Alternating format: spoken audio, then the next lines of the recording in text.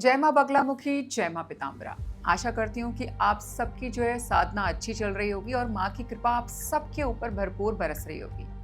आज की हमारी जो ये वीडियो है ये बहुत ज़्यादा खास है और सभी लोग जो है इसके रिलेट भी कर सकते हैं, क्योंकि आज की जो वीडियो है वो है मंदिर के बारे में। जी हाँ, कि जब भी आप माँ के मंदिर विजिट करते हैं, बगलामुखी माँ के मंदिर में जब भी आप जाते हैं, तो कौन सी ऐसी चीज़ें हैं जो आपको मंदिर में जाकर के करनी चाहिए और कौन सी ऐसी चीज़ें हैं जो नहीं करनी चाहिए। लाखों लोग जो है हर साल माँ बगलामुखी के मंदिर जाते हैं, लेकिन उनमें से ज़्यादातर जाने अनजाने एक ऐसी गलती करते हैं जो माँ को नाराज़ कर देती है और इसीलिए उनकी मनोकामना पूरी भी नहीं होती। वो गलती क्या है? और अंत में एक सीक्रेट भी बताऊंगी आपको, जो नलखेड़ा के पुजारी जी ने मुझे बताया था। एक ऐसी गलती जो सबसे ज़्यादा होती है और वो गलती है मोबाइल फ़ोन आपका। जी हाँ, माँ बगलामुखी के मंदिर में मोबाइल फ़ोन निकालना, फ़ोटो खींचना, रील्स बनाना, ये सुनने में छोटी बात लग रही होगी आपको, है ना, कि अरे मोबाइल तो निकालेंगे ही, मोबाइल का इस्तेमाल तो करेंगे, रील भी बनाएंगे, मन है माँ की फ़ोटो खींचने का, फ़ोटो भी खींचेंगे। लेकिन तांत्रिक दृष्टि से ये बहुत बड़ी गलती है। माँ बगलामुखी का मंदिर एक बहुत ही पावरफुल एनर्जी फील्ड है। सैकड़ों हजारों साल की साधना और भक्ति से ये स्थान जो है वो चार्ज होता है और जब आप वहाँ फ़ोन निकालते हैं तो आपका ध्यान भटक जाता है। माँ के साथ कनेक्शन जो है वो आपका टूट जाता है, या फिर मैं कहूँ कि एस्टैब्लिश ही नहीं हो पाता। मंदिर में जाना है माँ से मिलने, सोशल मीडिया पर दिखाने के लिए नहीं। जब भी आप मंदिर में जाते हैं तो ऐसी और कौन सी चीज़ें हैं जो आपको नहीं करनी चाहिए? तो साधकों, ये 5 काम जो मैं आपको बता रही हूँ ये आप बिल्कुल भी मत करना। पहला, जूते चप्पल पहन करके अंदर चले जाना। दूसरा, माँ के सामने पीठ करके खड़े होना। हमेशा माँ की तरफ मुंह करके जो है, तभी जब आप निकलते भी हो ना, निकल रहे होते हो, तब भी आप माँ को फेस करते हुए निकलो। उनको पीठ दिखा करके कभी मंदिर से एग्जिट नहीं लेनी चाहिए।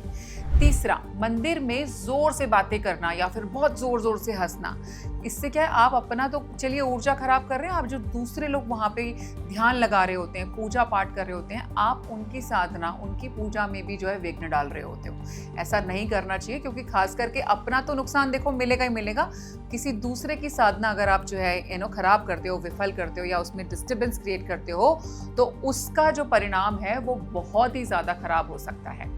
चौथा काम, माँ के पास खाली हाथ जाना। हमेशा जो है माँ को पीले फूल, हल्दी या मिठाई जो है वो आप ज़रूर चढ़ाओ, ये ज़रूर लेकर के जाओ, क्योंकि माँ को मेरी पीले फूल बहुत ज़्यादा पसंद है, हल्दी उनको बहुत प्रिय है और पीले रंग की ही मिठाई जो आप माँ को चढ़ाओ। 5वां ऐसा काम, मनोकामना मांग करके बस निकल जाना बिना कुछ अर्पित किए। हम हमेशा बोलते हैं ना, वैसे आपने सुना होगा नथिंग कम्स फ्री, कि जिंदगी में कुछ भी फ्री तो आता नहीं है। तो जब आप माँ से कुछ मांगने जा रहे हो तो माँ को कुछ अर्पित नहीं करके आओगे क्या? खाली हाथ बस जाओ, चुपचाप मनोकामना दो और भाग लो? ऐसा नहीं कर सकते, है ना। जब आप माँ के पास पूरे विश्वास के साथ गए हो, अपनी निष्ठा के साथ गए हो, तो जब आप उनसे कुछ मांग रहे हो तो उसके बदले माँ को चाहे, और ऐसा नहीं आपने सोना चांदी अर्पित नहीं करना, एक छोटा सा पीला सा फूल भी आप माँ को अर्पित करके आ जाओगे तो माई तो जो है उसके अंदर ही प्रसन्न हो जाती है। अब मैं आपको एक बहुत सीक्रेट जो है बताती हूँ, और वो सीक्रेट है नलखेड़ा के बारे में। जी हाँ, नलखेड़ा के मंदिर की मैं आपको बात बता रही हूँ। नलखेड़ा के जो पुजारी जी हैं, ये बात उन्होंने ही मुझे बताई थी। नलखेड़ा यानी कि मध्य प्रदेश में माँ बगलामुखी का सबसे ज़्यादा प्रसिद्ध और जागृत पीठ है। वहाँ के एक वरिष्ठ पुजारी ने मुझे बताया था कि जो भक्त यहाँ आकर के माँ के सामने सच्चे मन से अपना दुख बोलता है, माँ उसकी बात ज़रूर सुनती है, लेकिन जो फॉर्मेलिटी के लिए आता है वो खाली हाथ ही वापस जाता है।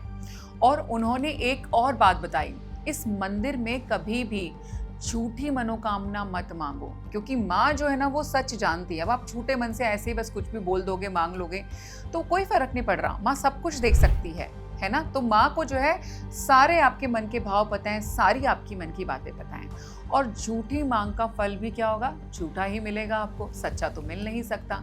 तो आपको कभी भी ऐसी कोई झूठी मनोकामना दिखाने के लिए सिर्फ लेकर के नहीं जानी चाहिए। मंदिर में जो है कुछ ऐसी चीज़ें भी होती हैं जिसको करने से माँ तुरंत प्रसन्न हो जाती हैं। वो काम कौन से हैं? अब वो काम के बारे में बात करते हैं जिसको करने से माँ सबसे ज़्यादा जो है प्रसन्न करती हैं माँ को।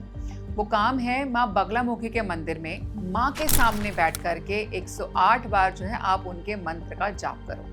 आप उनके बीच मंत्र का जाप भी कर सकते हो ह्लीम, और ये जाप जो है मानसिक रूप से करना है, यानी कि चिल्ला चिल्ला के बात नहीं करनी है। यहाँ पे आंखें बंद करके बैठ जाओ और मन ही मन जो है आप जाप करो। बस आपको इतना सा करना है, आवाज़ नहीं, कोई मोबाइल नहीं, है ना, कोई भी जो है एलोबरेटेड बहुत फैला फूलू के पूजा नहीं करने की आपको वहाँ पे ज़रूरत है। बस आंखें बंद करो, माँ के सामने बैठो और मन में 108 बार लीम लीम लीम इसका जो है आप जाप करो, और पूरा जो आपका ध्यान है ना वो सिर्फ माँ के ऊपर ही केंद्रित होना चाहिए।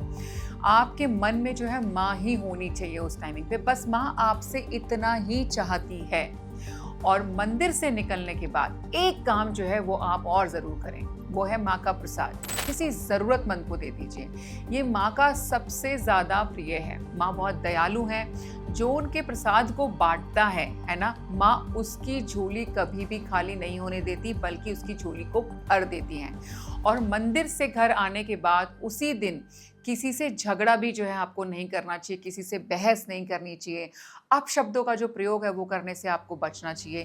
क्योंकि माँ के मंदिर में जब आप जाते हो ना, तो वहाँ की जो ऊर्जा है वो पूरी ऑब्जर्व होने में भी ना 24 घंटे लगते हैं। तो 24 घंटे तक हो सके तो किसी से कोई फालतू बातचीत नहीं करनी, किसी के साथ कोई बहस नहीं करनी। ये सब करने से जो है आपको अवॉइड करना चाहिए। सिर्फ अपने मन में अपने साथ रहो, उस ऊर्जा को जो है ऑब्जर्व करो पूरे, जो आप मंदिर में जा करके लेकर के आए हो।